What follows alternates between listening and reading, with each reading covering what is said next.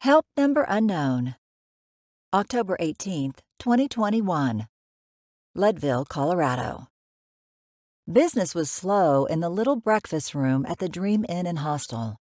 Marguerite, the owner, was up early making the usual pile of eggs, sausage, and pancakes. So far, only 2 guests had appeared. They piled food on their plates and sat in a corner by the window. Marguerite wandered over to make conversation. "What are a couple of good-looking fellows like you doing in Leadville on a Monday morning?" she asked. Garrett and Sanjeev looked up from their pancakes like they were not used to being approached by strangers.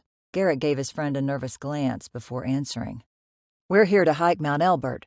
"I figured it must be something like that," said Marguerite. "You two from Denver?" "Nah, California," replied Sanjeev. "The Bay Area. We flew into Denver yesterday and drove over." "Ah, California boys. We get most of our visitors during the summer months. It's a little late in the season to go climbing around the mountain, but I suppose the weather's still good. That's why we're here," replied Sanjeev. "What about work? You don't have to work on an October Monday?" Garrett flinched like he was a little annoyed at the personal question, but Marguerite was so friendly, it was hard not to answer her. "We both work at Facebook. Technically, we're working from home, but we kind of set our own hours so no one checks up on us. So, if we want to hike a mountain on a Monday, we hike a mountain on a Monday." "That sounds real nice. I was going to check my Facebook after I finish with the pancakes. Maybe you two could help me post something everybody will like." "I don't think you want our help. We're no good with that kind of stuff," said Sanjeev. "Well, let me ask you about your hike. I get nervous when I see out-of-towners head off to the trail. You planning to get to the top?" "We'll see. We thought we'd just figure it out once we get there," replied Garrett. Marguerite returned a worried look. "You better leave me your names and phone number in case something happens." Garrett chuckled like he thought she was joking. "Oh, I'm serious," replied Marguerite. She put a paper napkin and pen down on the table. "Write everything down, including when you expect to be back."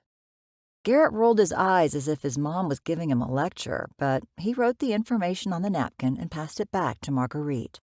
"You two better hurry. You don't have a lot of daylight. No use talking to me," said Marguerite. "I'll look to see you back here tonight." Garrett and Sanjeev shoveled down the rest of their breakfast and then hurried to their small room. "I think she likes you," Sanjeev said in a teasing voice. "Now she's got your number." "You must not have seen that I wrote down your number." "Yeah, sure you did," replied Sanjeev sarcastically. "Are you going to fill up your camelback bladder with ice?" "Nah, that'll take too long. Let's grab our stuff as quick as possible and get out of here." The two friends rushed to shove beef jerky and trail mix into their packs. Then they filled up their water containers and pulled their coats from the carry-on bags they had taken on the plane. They kept bumping into each other in the process. "When we read on TripAdvisor that these rooms were small, that was an understatement," said Sanjeev. "You can't have actual adventure and luxury rooms at the same time," said Garrett with a laugh. "All trips worth remembering start in a small room." Sanjeev and Garrett had started at Facebook around the same time and had been put on the same project. When they shifted from working in an office to working from home, they continued to hang out on weekends. Very quickly, they forgot what it was like to interact in person with their other coworkers. All the screen time at work gave them the urge to get out of their apartments. They began by exploring nearby places and then drove farther and farther out, taking full advantage of their flexible schedules. Garrett had been to Yosemite National Park as a kid, but he did not appreciate it until he and Sanjeev started hiking some of its trails. They worked themselves up to all-day hikes, like the one to Upper Yosemite Falls. "This was still pretty tame," Garrett said to Sanjeev when the hike was finished. "I want to hike up a real mountain, like one of the Rocky Mountains." "You ever hear of the 14ers?" asked Sanjeev. "What are the 14ers?" "Mountains that are over 14,000 feet. Those are the big ones in the Rockies." "Then that's what we need to do. A 14er. They did some internet searching and found one of the most accessible 14ers in Colorado was also the highest, Mount Elbert. The trailhead for the hike was only around 6 miles from the summit. It sounded very doable, except that their 14er fascination showed up a little late in the season. It was already October, and Mount Elbert was usually a summer hike. But then the weather forecast for Colorado turned unseasonably warm, and almost on a whim, they booked a cheap, last-minute flight into Denver and found the room in Leadville. While the budding adventurers had intended to get an early start on their hike, it was already past 8 a.m. when they finally threw their packs and coats into the rental car. Garrett pulled up a map to the trailhead on his phone and then coaxed the Nissan Versa up the steep, winding road. "Take it slow," said Sanjeev, looking over the edge of the road to a steep drop-off. Garrett's phone rang, and he glanced down to answer it. "Would you be willing to answer a brief survey about your rental car experience?" said a voice on the phone. "No, I wouldn't," said Garrett, ending the call. "I can't believe they're already bugging you," said Sanjeev. "You can't get away from these spam calls. It's crazy. I don't know why I answered it. I'm not making that mistake again." The drive to the trailhead was only 20 miles, but because of the snaking road, the pair did not arrive until 9 a.m. Only 2 other cars sat in the gravel parking lot.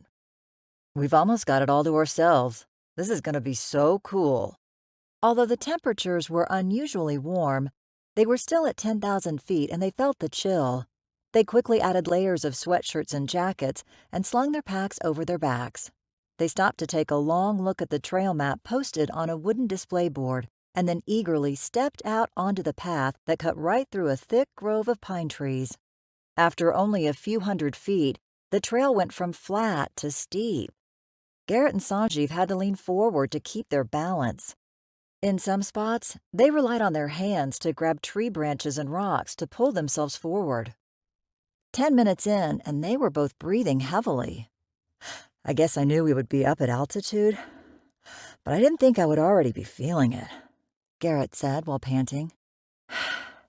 6 miles of this is not going to be easy," said Sanjeev. "We should have brought some oxygen." The pair kept waiting for the trail to ease up and level off, but it remained punishingly steep. Their rest breaks grew more and more frequent. "My legs are burning," Garrett complained as he sat on an overturned log near the trail. "Mine too, but it's not a race. We can go as slow as we want." Garrett took a long drink of water and then put a handful of trail mix in his mouth. "If we're stuck at this pace, I don't think we're going to make it." "Are you saying we should quit?" "I don't know. It's already noon, and the summit looks as far away as when we started." "We came all this way. I don't want to turn back yet." They set off again, and slowly the trees thinned out. They were visibly closer to the bare summit and its surrounding patches of snow. The air was still, but they could easily imagine how much colder they would feel in the wind. The trail they were on crossed several intersecting paths, and to avoid confusion, the 2 hikers kept checking with the wooden route markers. Any conversations were short to conserve breath. Neither Garrett nor Sanjeev did much looking around. They kept their eyes on their feet and the ground. The climb had primarily become a physical struggle. By mid-afternoon, the peak of the mountain loomed over them. Garrett slumped onto a large boulder near the trail for what would prove to be a long break. "We should turn around. No way we're making it to the top," said Garrett with disappointed finality. "Agreed. I'm worried about the dark," Sanjeev quickly replied. "It's going to be even tougher if we can't see anything and we're using our phones for flashlights. But we'll be going down. We can let gravity do most of the work." The 2 friends ate some beef jerky and then sat in silence as their bodies slipped into an exhausted semi-consciousness. Sanjeev finally snapped them out of it when he realized how far the sun had moved. "It already feels darker. We should go." Garrett looked at the dimming sky on the horizon. "Yeah, we definitely should." The sun dropped behind a distant ridge as they trudged down the path, careful not to slip on loose dirt and rocks. "How long can your phone last if we have to use it as a flashlight?" asked Garrett. "Maybe 2 hours. If we end up using them, we should be careful to save as much of the batteries as possible." Sunset turned into twilight. The friends passed some intersecting trails and kept shuffling or tumbling forward. Then the terrain flattened out. After walking for another 15 minutes, it felt like they were back on a slight incline. "I don't think this is right. It feels like we're going up instead of down," said Sanjeev. "We must have taken a wrong turn." "How could we make a wrong turn?" replied Garrett, who had been in front of Sanjeev. "Maybe when we passed those other trails we were supposed to turn." "I don't think so." They kept walking, but eventually Garrett had to admit they were going up instead of down. They started to backtrack. It was dark enough that they could only see a few feet in front of them. "If we're lost, we could try and call someone," said Sanjeev. "We're not lost. We just have to keep moving down. If we missed a turn, we'll find it. I'm not going to be one of those people who has to be rescued. They always send hundreds of people and make you look like an idiot." Garrett began turning his phone flashlight on and off to help them find their footing. Then his phone rang. He looked down and did not recognize the number. "Who is it?" asked Sanjeev. "I don't know. It's a 719 area code. It's probably that rental car place again. Or a million other people trying to sell me something." Garrett refused the call. When they reached an intersection of trails, they disagreed on the way to go. Garrett acted more sure of himself, so eventually Sanjeev gave in and followed him. They were definitely moving down again, and then the trail leveled out. It was past 10 p.m. "This is wrong again. We should call someone," said Sanjeev. "No way I'm calling anyone. We'll figure it out. We just have to keep moving down." They backtracked again and found a different intersection.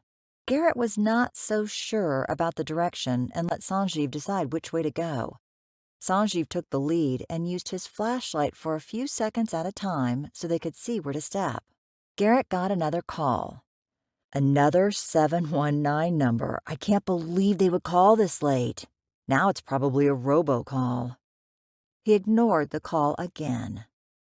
"Maybe we should stop and wait for it to get light," said Sanjeev. "Better to keep moving," said Garrett. "If we stop, we'll fall asleep and something like a bear might find us. We'll be okay if we just keep going down. We'll find the car." They trudged on like zombies, barely thinking about where they were going. It felt like walking in place. Sanjeev's phone battery reached less than 10%. Garrett got more calls, but he did not even look to see where they were from. He grumbled about giving away his phone number.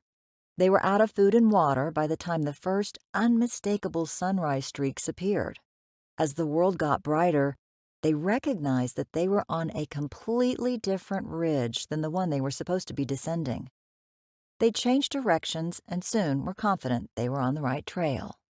By 7:30 a.m., Garrett and Sanjeev caught glimpses of the paved road leading to the trailhead. Then they spotted the parking lot. It was filled with cars. "That's weird. Where did all the people come from?" asked Garrett in a delirious voice.